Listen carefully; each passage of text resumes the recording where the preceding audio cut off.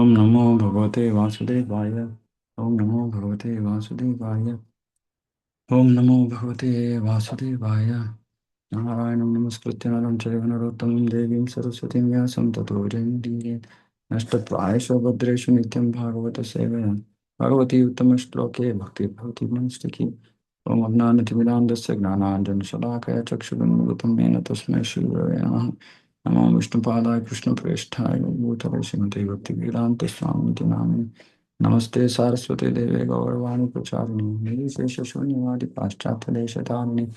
जय श्री कृष्ण चैतन्य प्रभु नित्यानंद श्री अद्वैत गदाधर शिवासादि गौर भक्तवृंद। हरे कृष्णा कृष्णा कृष्णा हरे हरे। हरे Ram Ram Ram Hare Hare.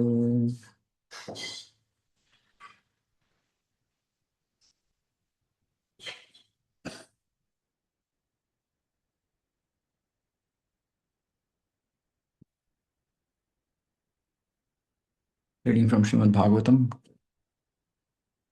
Canto 9, Chapter 5, verse 21.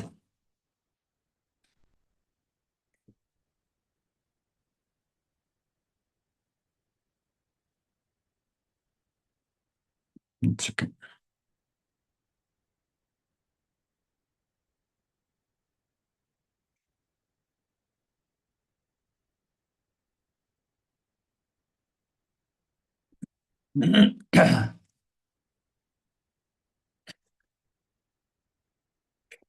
Karma वदातं एतत्ते गायन्ति स्वः स्त्रियो मुहुः कीर्तिं परमपुण्यां च कीर्तयिष्यति भूरियम्.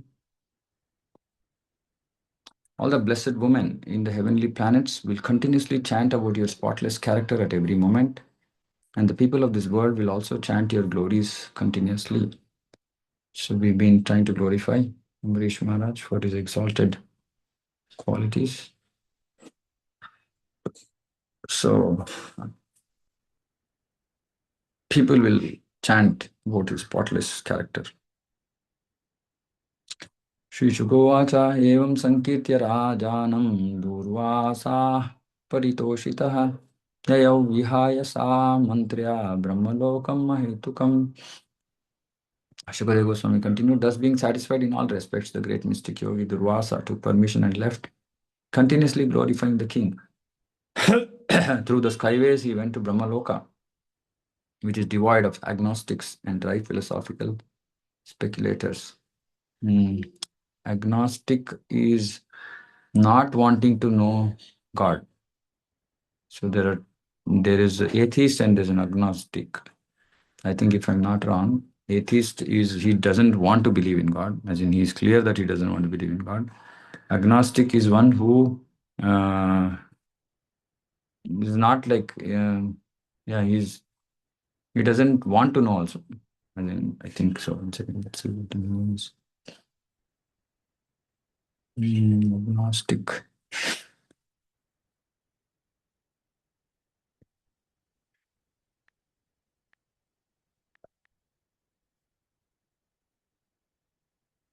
Ah, okay. Who's not sure if God exists? Atheist is like very sure that it does not exist. So agnostic is in somewhat in between.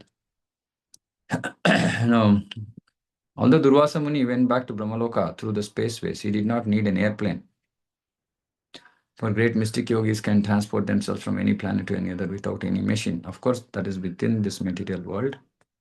And Durvasa was pretty qualified, so he went to Brahmaloka, Shivaloka, I mean Kailasa, and then he also goes to Shvetadvipa to see Lord Vishnu.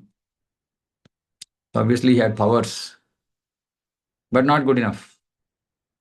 Not enough. Because a devotee is more powerful than all these powers.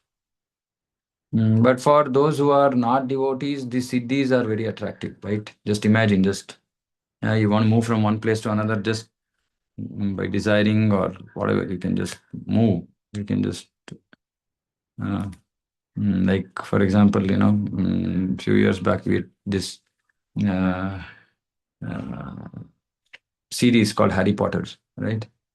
In Harry Potter, you can do all these kinds of things. Go from one place to another.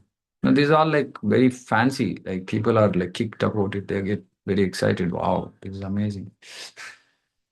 For a pure devotee, this is nothing because he transports himself to Krishna Loka instantly, which a yogi cannot do. Right? He can even pull Krishna from Goloka. He has so much power. So he's not bothered about all this material siddhis and all that. So there's a planet named Siddhaloka. Siddhaloka or Brahmaloka, both are same, whose inhabitants can go to any other planet because they naturally have all perfection of yoga practice. Hmm. Thus, Durvasa Muni, the great mystic yogi, could go through the skyways to any planet, even to Brahmaloka. Now, skyways means like now, like we have roadways, there is skyways. Even like if there's a aircraft that has to fly in the air, and there's a route that they take. It's not like they'll fly wherever they want. So there's a predetermined route that they have to take. So similarly, there is predefined paths to go to Brahmaloka, um, to go to upper planetary systems and all that. So Durvasa Muni took that route, and he had access to that route. So these are all like amazing, like materially amazing stuff. But yeah, it's not a big deal. Eventually, you are stuck in material world. In Brahmaloka, everyone is self-realized.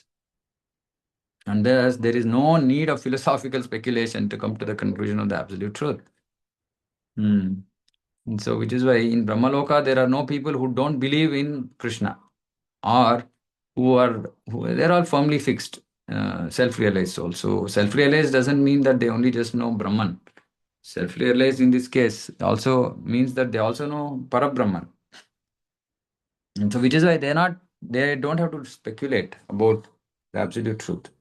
They know that yes, Krishna is there, he's in Goloka, and we are stuck here in Brahmaloka. And generally, if Brahma is a devotee, then at the end of his life, all these Brahmaloka vasis, before his death, they enter his body, and then post his death, they all go to Vaikuntha. So it is devoid of agnostics and dry philosophical speculators. Durvasa Muni's purpose in going to Brahmaloka was apparently to speak to the residents of Brahmaloka about how powerful a devotee is and how a devotee can surpass every living entity within this material world. The so-called gnanis and yogis cannot compare to a devotee. So, one nice thing we can learn here. Durvasa Muni took permission and left, continuously glorifying the king. So, this was the important part. Like yesterday, the other day also, we were discussing, saying, it looked like he had some pride left, but from subsequent verses, looks like that pride is gone. Because in the previous verse in itself, he says, like, just seeing you, talking to you, that, what did he say? Nice verse.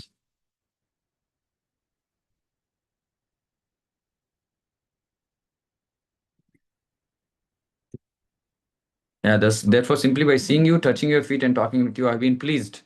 Yeah, and I become obliged to you. So, this being pleased, so this happens when we are interacting with a pure devotee. Simply by seeing that person, talking to that person, one can become pleased.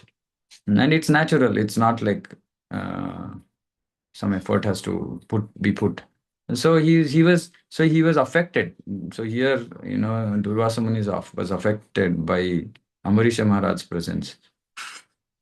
So obviously, it looks like though there was a tinge of pride here, but it is gone because the next verse talks about him continuously.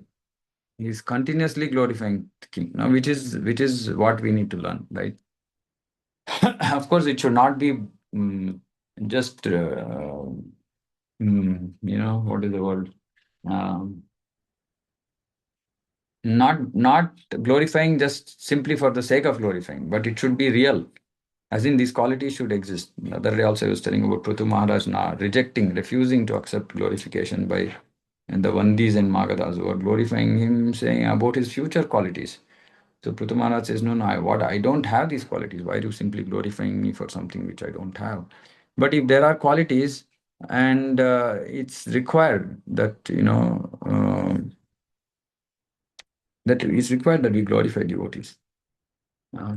Because see, this will, uh, our propensity to criticize devotees will go away. So this is very nice. It's good to glorify devotees. And of course, it's difficult for devotees to accept glorification. Mm. But then what will happen? And then they'll also glorify. And this is pleasing to Krishna. It's not like material, you pull, what do they say? Mm. Like you praise me, I praise you kind of situation. But this is genuine. This should be genuine. And, I've talked about this also. There are certain class of devotees who only simply externally speak nice things, but internally they don't, they don't really mean it, right? Mm. Uh, Anyway, so some incident happened recently, which was disturbing because uh, some devotee was part of our, Limau congregation. So all these other devotees were very excited about, what about celebrating the day when I appeared, but not a big deal, but they wanted whatever, right? And this one devotee said, like, why? It's like that devotee started speaking like it's your guru. Um, so which means that there was no genuine, you know, um, genuine consideration or genuine this one saying that okay somebody is helping it's not that I have to glorify it, but previously this person had glorified, now suddenly changed. So these things are not good, right? As in it should be genuine and it should be there. If we have glorified somebody, how can we just like take it back? We can't take it back unless that person has changed. Now if the person has not changed and you have changed, or you didn't really mean it in the first place, then that is hypocrisy. And this is, unfortunately, this is there, right? This is there in devotee community, which is why, if you glorify, it should be genuine. It should be genuine. Okay, it doesn't have to be universal, meaning, for example, in one situation you glorified a person, saying, wow, you did amazing in this. It doesn't mean that in general you're glorifying that person, which is also okay. But in a particular situation, you glorified the person, then you then go back on that in another situation. That is not good. Unless, like I said, the person has done something for you to go back. So anyway, these things are important in devotee community. Glorification is important, but at the same time, it has to be genuine. It can't be just you scratch my back, I scratch your back. Yeah, that is the saying in English. Meaning you praise me, I praise you. Or you do good things to me, I'll do good things to you. This is material world. But relationship among devotees should not be like that. It should be genuine. And also, I want to clarify because one devotee had a little bit misunderstood what I said about relationship with amongst the devotees, and that we have to, respect. We have to be careful with the way we deal with other devotees. This careful doesn't mean that we just stop having any kind of good, like devotee emotions. There are devotee emotions also, like this is something that is not very well understood. So you can like in the previous verse, right? Ambarīṣa Mahārāja was a kind of devotee with whom anybody would have wanted to be with. Bhagavad Gita also says like a devotee is pleasing to everybody is pleasing to him, meaning he doesn't see mistakes in others. At the same time, nobody can see any mistakes in him, and they feel like being with that devotee. Now, this might happen to us with other devotees, and it's okay uh, to want to spend time with that devotee or talk to the devotee or hear from the devotee, etc., right? That association. And so when I said be careful, it is about not offending them or saying something which is which will make them feel bad or things like that. These things we have to be careful. Careful doesn't mean that just no relationship at all. right? Because see, devotion means devotees. If there are no devotees, then what is devotion? Mm. Mm. So it's important that we have those relations, and we should have nice relations with devotees. We should also where appropriate, glorify devotees. Mm. Like somehow, this I try to practice. Devotees who are doing amazing things. Yesterday, in the class, I generally glorify. I might not take a person's name, but that person will know. If that person was involved in something and I appreciated their service, then I'll glorify openly. And individually, I'll glorify that person, saying that, you've done amazing work. Because there are also envious people in devotee community, right? So if somebody hears one person being glorified, then other will think, oh no, why am I not being glorified? Which is not good at all, which is very, very material. But what to do? I mean, all kinds of devotees are there. But the important part is about glorification. And glorification has to be real. This is the big main point, and it has to be genuine. Mm. And of course, great devotees like Ambarīṣa Mahārāja, Prahlād Maharaj, Prabhupada, all our great Guru Vaishnavas in ISKCON, we can keep glorifying them all the time because they have so many amazing qualities. But for other devotees, we might not be able to glorify others so much, right? It's possible also, but maybe it's not applicable in or possible in all situations. But still, we should glorify when we get an opportunity. Hmm? So this is one very important thing. I'm stressing it because this propensity to criticize has to go. Right? It's very, very important. Others can criticize. Let them criticize. We should see every time we say something. We should not look at somebody else saying that this teaching is for somebody else. No, this teaching is not for somebody else. This teaching is for us only. Like even when I'm speaking for myself. Right? And we should stop criticizing about other devotees.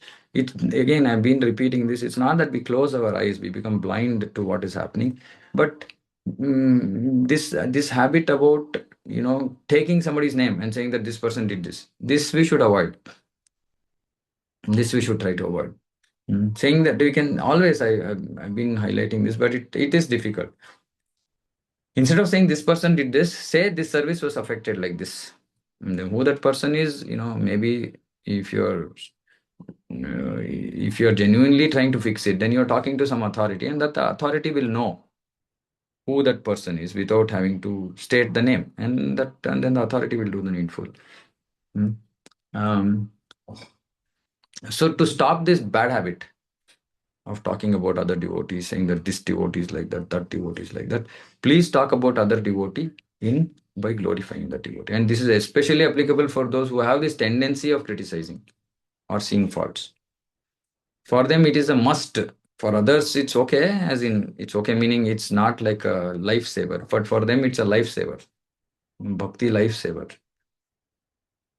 And even for others, it's as long as it is genuine. This is the point I'm making, because we are tired of seeing this not genuine glorification. In front they glorify, in the back they have something, they'll stab us. This is not good. This is not good. It should be genuine. So if we say something, we should mean it. And if it is not true, then we should not say it. And if somebody has done some mistake, don't say it. Please note this. I know many devotees are stuck at different levels. Like yesterday, I was telling in a class, saying that generally I know the secrets of different devotees, because for whatever reason, I'm giving classes, whatever devotees come to me, tell them about their situations, etc. So I know everybody pretty much, right? And I know that some devotees are stuck with this. Some devotees don't tell me, but still I know. At least the devotees in our center. So the point is that you should know for yourself where you are stuck. If you think you're stuck in criticizing, then stop criticizing. It is so nice, you feel, especially for those who have this habit. It feels so nice when you glorify devotees. Just makes you so happy. And that is what is required, and that wholehearted glorification of devotees is required. But it should not become profuse, like too much, like too sweet. Sometimes when sweet becomes too sweet, it becomes very difficult to eat. It should not become like that also. But if it's only Karela, that is, if we are Karela, if we are bitter gourd, then we become sweet. Better become sweet. Even if it means excess sweet in the beginning, it's okay because it's much better than being a bitter gourd. So this glorification is very, very, very important and very nice quality for a Vaishnava. Because Vaishnava is generally used to glorifying Supreme Lord, Guru, other Vaishnavas, other great Vaishnavas, and then there can also be glorification of maybe they're not so great from just a comparative, not every devotee is great, but comparatively, maybe there might be different grades of greatness. So they might not be as great as the great devotees, but still, of course, there's no criteria saying that you should only glorify some devotees of certain stature or certain position or whatever. Anybody who does amazing, sincere, loving service to Krishna should be glorified. So this is nice. Please note this. Glorification, genuine glorification is required. Stop criticizing. Stop talking about other devotees. If you are this bitter god, try to become a sweet. Try to become sweet. Try to be nice to others. Try to speak nice to others. Because this whole business of criticism, now it's deep rooted in the head, in the mind. It doesn't come out so easily. So it requires the opposite. The opposite of criticism is glorification. And the beauty of devotion is that we don't artificially try to negate something. We try to increase the positive. For example, if you have material attraction, then we try to increase attraction to Krishna or Krishna's devotees, like this. So if we say, no, no, no, don't stop being attracted materially. No, it's not possible. It's not possible, and that's why we are not able to do that, right? So like this. Okay. Verse 23. Samvatsaro त्यागात् तावत् यावतानागतो गतः मुनिस्थितदर्शनाकाङ्क्षो राजा भक्षो बभूवः. Durvasa Muni had left the palace of Maharaja Ambarīṣa, and as long as he had not returned for 1 complete year, that king had fasted, maintaining himself simply by drinking water. And this is why, Ambarīṣa Mahārāja's character is exalted. He didn't have to do this, but he was upholding Dharma. This is one of the big things in the past, right? All great kings, devotees, etc. They also upheld Dharma. Now, unfortunately, in Kali Yuga, we think that Dharma is not required for a devotee. Meaning doing the right things, etc. is not required. Just it's enough if you do bhakti. No, not correct. We also, our actions, our behavior also has to be ideal. Right? So we should try to uphold. Like I was telling some devotee saying that it's not enough if you just simply do bhakti and then not do your material duties. It's not correct. Because we are not all at that stage of sarva dharman parityaja, right? And we should not assume that we are at that stage. It's a very, very exalted stage. And also because Mahajanayana Gatasya Panta, we have a responsibility to show the path to others. So which means that our dharma, till we are in Grihastha Dharma, we should ideally follow and be an ideal Grihastha. Follow everything that needs to be done so that when new people come into Krishna consciousness, they'll be inspired that way. What is that way? That we are also nicely doing devotion and we are also nicely taking care of our responsibilities. Not that we became suddenly Vairagi. And it is not, again, we keep getting confused. Devotees keep getting confused between Yukta Vairagya and Falgu Vairagya. We are not expected to have Falgu Vairagya, meaning just rejecting things. We are not expected to do that. And that's not devotion. If suppose say we are too attached to something, then become attached to Krishna. But not that we'll just reject it and run away. No, positive attachment is also bad, negative attachment is also bad materially. So for which we have to just simply try to follow whatever is right to do as per Guru Sadhu Shastra. Then it's good, then we'll also become a good example for others to emulate. So amazing, right? I mean, just here, Durvasa Muni came, then created a demon to kill him, and then, Durvasa is running here, there, everywhere, and Maharaja Ambarīṣa is still waiting. Just simply by drinking water, he's waiting for 1 year. Great quality. Gate durvasasi sombariṣo dvijopayogati pavitram aharat mrisher vimoksham vyasanam cha vikshya mene swa viryam cha paranubhavam. After 1 year, when Durvasa Muni had returned, King Ambarīṣa sumptuously fed him all varieties of pure food. And then he himself also ate. He himself also ate later. When Durvasa Muni also said, "Why don't you please eat?" When the king saw that the Brahmana Durvasa had been released from the great danger of being burned, he could understand that by the grace of the Lord, he himself was also powerful. But he did not take any credit for everything had been done by the Lord. Now, this is also very, very important. Very important. So yesterday I was giving this class on 10.10, the very beautiful verse. Tesham satadayuktanam bhajatam priti purukam dadami buddhi yogam tam yena mam upayanti te. So Krishna is saying that dadami buddhi yogam tam. So what is applicability here? So whenever something nice happens from us by, or we become cause for something nice, something amazing in Krishna's service, in Guru's service, we should not take any credit. Why? Because dadami buddhi yogam. The buddhi that was required for executing that was actually given by Krishna. And Krishna is saying, tesham satata yuktanam. So if we are continuously engaged in devotion, priti purukam, with affection for Krishna, and I was telling affection for Krishna initially will be affection for Guru. And then it will be affection for Krishna, because we don't have that affection for Krishna directly, has not become, not awakened yet.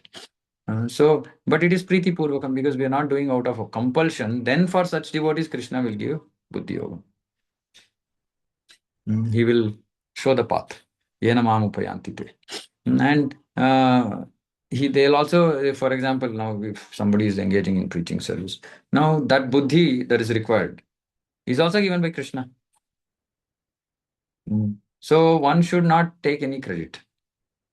One should simply pass on the credit to Guru, and then Guru will pass it to his Guru, and so on. Finally, it will go to Radharani and Krishna. This is very important, that we are not doing anything. Just if something is happening, we can feel fortunate that we've been made an instrument. That, okay, I feel fortunate that Krishna has chosen me for this service. Yes, that should be the mood. And that, see, I did this. It was so difficult. And we generally see devotees, when they're talking about something connected to them, they go into this I mode, false ego mode. But we should not go into false ego mode. We should remain in Krishna conscious mode, which means that there's no place for I. We might use I more as a placeholder to say, okay, I had to go there. No, that I had to go there is not false ego. It's just a communication saying that I had to go there. I can't say it in any other way. Or I can say this person named Narayan Padmanabh Das went there, but that's like too artificial. So then great devotees also say, we went there. We had to go there. So that, that false ego doesn't get to our head. But then if we are fallen, then that we also becomes like pride. That we, give me respect. So anyway, that the point is that we might be saying just as a matter of communicate, just as a means to communicate. But that's not false ego. False ego is when it's, I did this. I did. And there is pride, there is a high emphasis is on I doing. That is pride, right? And great devotees who understand, saying that they're just simply an instrument in Krishna's hands, they don't feel proud.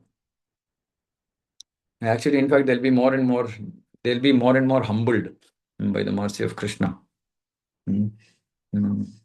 So many devotees who keep talking to me saying that they're always in tears. They're always in tears because they're just not able to, accept meaning they're not able to express their gratitude to Krishna for being so merciful. And it's such an amazing quality. It touches our heart, saying, the devotee just feels so much full of gratitude to Krishna, saying Krishna has done this, Krishna has done that, Krishna. Yeah. And it should make us understand, saying that, okay, I can't do anything. I'm useless. So Ambarīṣa Maharaj could understand, oh, by the grace of the Lord, this was done. No, no, but it was Lord only who did it. I didn't do it. Mm. He was so powerful that Durvasa, some big Rishi like Durvasa, could not stand in front of him. But still, Ambarisha was like, it's not me, it's Krishna. A devotee like Ambarisha is certainly always busy in many activities. Of course, this material world is full of dangers that one has to meet. But a devotee, because of his full dependence on the Supreme Lord, is never disturbed. Not this, I mean, this one sentence, somehow, we keep forgetting. We should, especially for those devotees who forget, like me, I have to write this down, uh, saying that this world is full of dangers. Mm. We want to do one thing, then there are 100 things which are blocking them. But because of full dependence, this full dependence is an aspect of Sharanagati, right? Rakshishati iti Vishwaso, Goptritve Varnam Tata. All these indicate full dependence. Such a devotee is never disturbed. Okay, I think, okay, yeah, there could be some difficult situation coming up in the future, but it's okay, I depend on Krishna. And the dependence on Krishna should not disturb us. Hmm? Should not disturb us, should not make us feel bad, low. Hmm? This is very important. This is full dependence. And of course, all of us might be at different stages of this full dependence. Hmm? We know of devotees who are like really fully dependent, not disturbed at all. Hmm. And we can get inspired by such devotees, hearing, associating with them, hearing how they can be so undisturbed. And they'll just say this, saying that, yeah, Krishna is there. Simple. Yeah, not like some big philosophy. Krishna is there. That means that faith is in their heart. And when we hear this and when we see them actually living on that platform, then it can rub off. We can also feel that, saying that, yes, so much confidence. Hmm. And similarly, there are other qualities of also of a devotee which can rub off on us. Hmm. Hmm. So yeah, this is good. Good to get positively influenced by devotees. Uh, the vivid example is Maharaj Ambarish. He was the emperor of the entire world and had many duties to perform. And in the course of these duties, there were many disturbances created by persons like Durvasa Muni. But the king tolerated everything, patiently depending fully on the mercy of the Lord. See, this is one thing, right? When situations get tough, we become agitated. This is the test of that matra sparshastha kaunteya. Tolerance. We become agitated either because of what has happened or because of what might happen in the future. Not required. Not required. We can depend fully on the mercy of the Lord. If we are genuine, then Krishna will reciprocate. And Krishna, if we are anyway sincere, Krishna will do the needful. Krishna knows what is best. Mm. So we can just depend on Krishna like a child depends on parents. And Durva and Ambarīṣa Mahārāja, he tolerated everything without like it's not like okay suddenly I lost it. Then next moment I realized the philosophy and I became tolerant. That is okay for uh, uh, you know yeah maybe early stage devotees like me, but for devotees like Ambarisha, they will not even momentarily also fall down from that position, come down from that position. They have that faith in Krishna and they're also not so really bothered about their material position, situation, in the sense that, okay, if this demon has to kill me, it's fine. It's not my body, it's the body of my guru. And if Krishna desires only, then Rakhe Krishna, Mare Krishna Rakhe ke.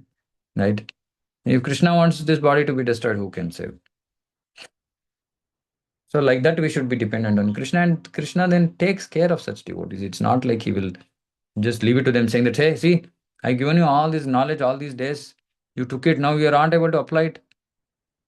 No, Krishna, I'm not able to apply it. Krishna will say, okay, fine, I'll help you. Don't worry. Because we are fully dependent on him. The Lord, however, is situated in everyone's heart. Sarvasya chaham hridi sannivishta. And he manages things as he desires. As he desires, not as the devotee desires, as he desires. Sometimes that is why, we get kind of bewildered with situations, saying that, we're fully dependent on Krishna, we're doing everything for Krishna's pleasure. Suddenly some things happen which, like, takes us off balance. But we should understand he will manage things. He's managing things as he desires. For what reason he's doing what he's doing, he only knows. Right? But he will help us. Even if suppose we are maybe wrong in a situation, he will help us. He will bring us to the right path. But we should have that faith in him. Krishna, if I'm doing anything wrong, please fix me. Please take me on the right path. Thus, although Maharaja Ambarīṣa was faced with many disturbances, the Lord, being merciful to him, managed things so nicely that in the end, Durvasa Muni and Ambarīṣa Mahārāja became great friends and parted cordially on the basis of Bhakti Yoga. Of course, for Ambarīṣa, there was no consideration of friend or enemy, but for Durvasa, it was, and he also came to the platform of considering Ambarīṣa as a friend. Why friend? I mean, of course, Prabhupada is saying friend, but he should have treated him more than a friend, right? Of course, Prabhupada is saying this because he had become his enemy, so now at least he came to the other side, becoming a friend, and he parted cordially. After all, Durvasa was convinced of the power of Bhakti Yoga, although he himself was a great mystic yogi. Krishna says, Yogi Namapi Sarvesham Madgaten Antaratmana Shraddhavan Bhajate Yomam. Shraddhavan, this is the important thing. Faith with Shraddha, who abides. Bhajate, for Bhajate, Prabhupada is translated is abides. No, sorry, Yuktatamo. He is intimately united. Madgatena Antaratmana. So Antaratmana is abides in me. Shraddhavan bhajate omam. So because he always abides in me with great faith, meaning he's always thinking about Krishna, worshipping him in transcendental loving service. Bhajate. Bhajate. So this word bhajan, bhakti, actually doesn't have any other meaning. It doesn't have the meaning of mixed devotion. It has only one meaning, which is pure devotional service, loving devotional service. Same yuktatama. This word is important for us. Yuktatama means we are like Fevicol ka majboot jod hai, like that. We should be stuck to Krishna. Like wherever Krishna, we are there. Like that. That is being intimately united with Krishna. In yoga, yukta yoga. Thus it is a fact that the devotee is the topmost yogi, as proved in the dealings of Maharaja Ambarīṣa. That's so nice. Okay, is this ending chapters? No. How many more verses are there? Should I stop here? 25. Oh, okay, 3 more verses. So I'll stop here. We'll continue tomorrow. Krishna Vidhi. Okay. Srimad Bhagavatam ki jai, Jagat Guru Srila Prabhupada ki jai, Samveta Gaura Bhaktivinoda ki jai. So are there any questions, comments?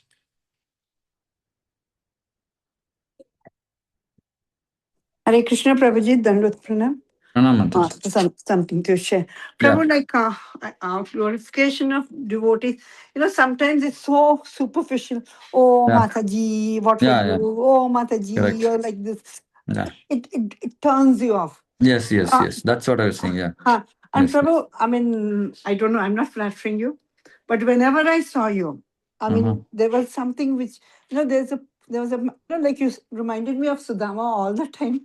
And there was something which I needed, like I could see you and I say, I mean, I wish I could become, I still feel that. I wish, and it was very kind of you for me to let me join your classes and for having taken me under your wings. Not that I've anyway, like I'm still the same old, no change, no this thing, no this thing. That you are not. Another, like you were saying about taking the credit. I should. I mean, okay. As you all know, my Guru Maharaj is not keeping too well. Right. And there was a certain drug Yeah. to be sourced You, which yeah, has you not yet told. come into the market. Yeah, you told the other day. You And told. Prabhu, like like so many strings were pulled for 6 days, nothing happened. Then Mm. one small newspaper friend, Mm. I won't even mention names. He helped out. He knew his wife. And then at 1 o'clock in the night, Charu Maharaj's disciple left and he bought the drug. And Yeah. it was three main people were involved in it. I will Mm-hmm. not mention names. Yeah, yeah. They were Guru Maharaj's disciple, and they did not do it because they were getting glorified. They did Obvious. it, Yeah. like I knew it was a genuine Genuine. concern. Genuine. Yeah. And 1:30 in the night, we had to wake Yeah. PP Swami Maharaj, take his consent for it and all that. And then Mm-hmm. what is all of a sudden, like in the YouTube was filled with Delhi, Radhanath Maharaj's disciple did it, those disciple did it, those disciple did it. I mean, these three, four people, I mean, they were feeling, I mean, they said, I mean, like, why, like, I mean, not that they wanted credit, Yeah. but I could see the heart. Yes, yes, yes, yes. I mean, this was such a false, like, no, the persons were not even involved in it. Correct. No, the persons who didn't, like, if you ask them where the drug came from, who was the person who was the scientist there, how did he, even say yes, because it was a protocol which could not, the drug could Yeah, not be yeah. given since it's not come into the market. Got it. Got it. And then what happens, I mean, for a moment, you feel Yeah, disappointed. yeah, Not yeah. that you want the glorification, but Correct. you want the appreciation You from you them. don't want the false thing. You don't Yeah, want the yeah, glorification yes, for yourself, but you don't yes. like that Like what was like done.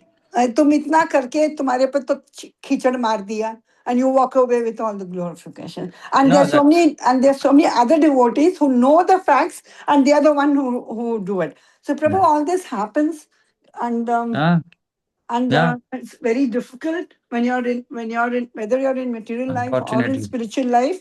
All Mm. this happens. You have to learn to take it and move ahead, Yeah. because this is the only right path. Yes, absolutely. Yeah, I'll I mean, like last one whole week, we are going through this tension. Anyway, like, it's a part of life. And yeah. thank you, Prabhu, for being there. I mean, see, we all can't like a particular devotee. We can't hate a particular, even at home. And we forgive those whom we want to. We don't forgive those we don't want to. Even whether I'm not even a devotee, so I still have Mhm. my grudges, I still have my pains, and I still have my likes and dislikes. Thank you for being there, Prabhu, and Yeah. pranams to you all. All Hare glory to Krishna. Guru and Krishna. Yeah. Hare Krishna. Okay. Anything else, anybody? Hare Krishna, Prabhu. Yeah. Uh, Yeah, since most of them. Yeah.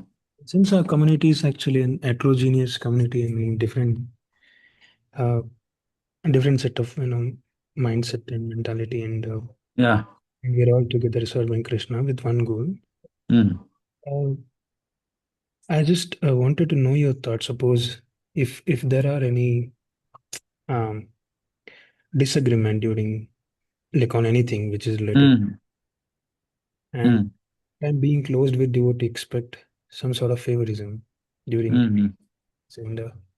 and we cannot go meaning sometimes it suppress uh, how to put it. Basically sometimes it suppress to say the right things because Uh, uh, during the meetings or anywhere Prabhu,